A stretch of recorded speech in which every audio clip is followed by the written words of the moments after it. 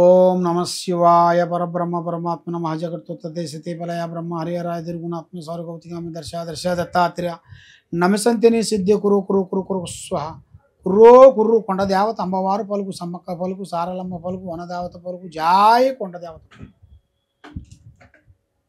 ప్రజలందరికీ నమస్కారము.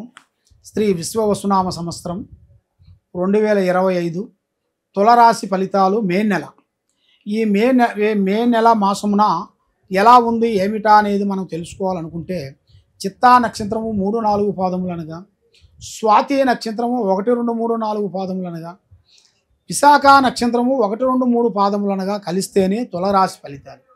మరి ఈ తులరాశిలో ఉండాల్సిన ఆదాయంలో 11, ఖర్చులో చూస్తే 5, రాజపూజిత 2, అవమానాలు 2.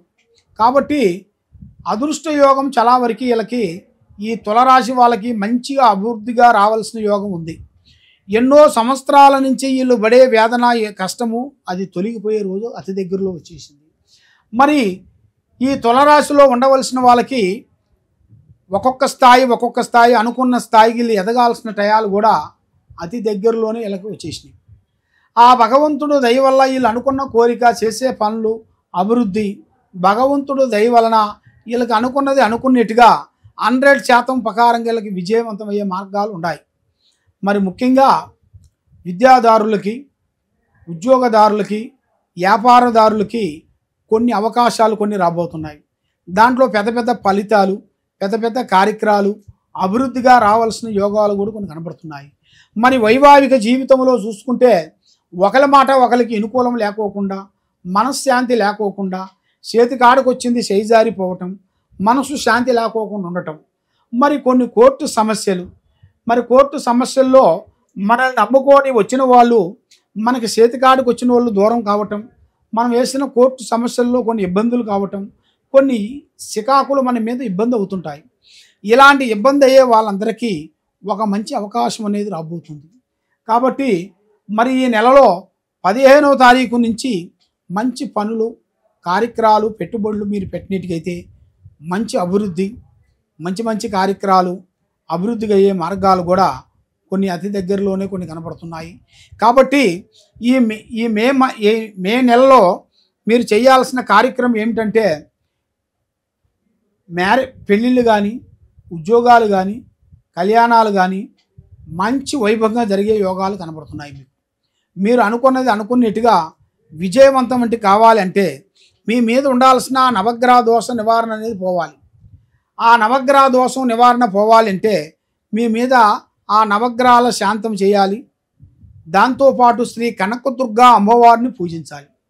కనకదుర్గా అమ్మవారిని మీరు పూజించినట్టుకైతే ఆ అమ్మవారు దయ వలన మీకు అష్ట ఔశ్వర్యాలు, భాగ్యభోగాలు దయ వలన మైండ్ మెమోరీ శక్తి, లక్ష్మి మీకు నిలబడుతుంది.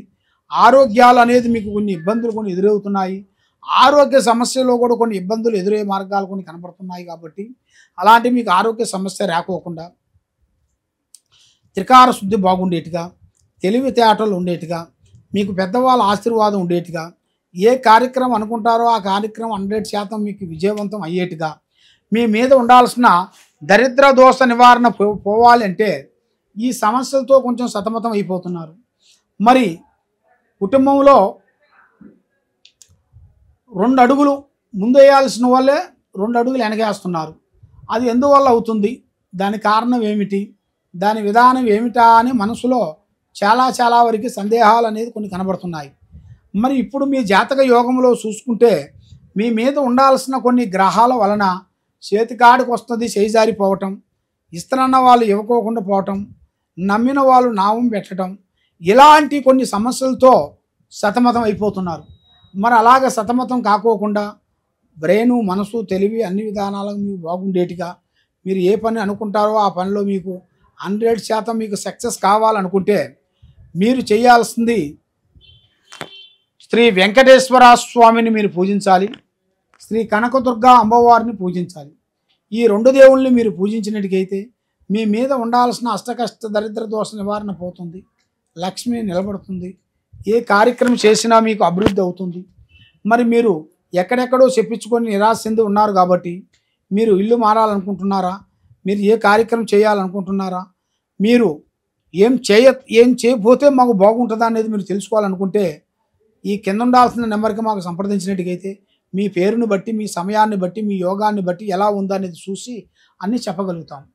సర్వో జనా సుఖినో భవంతో. నమః శివాయ.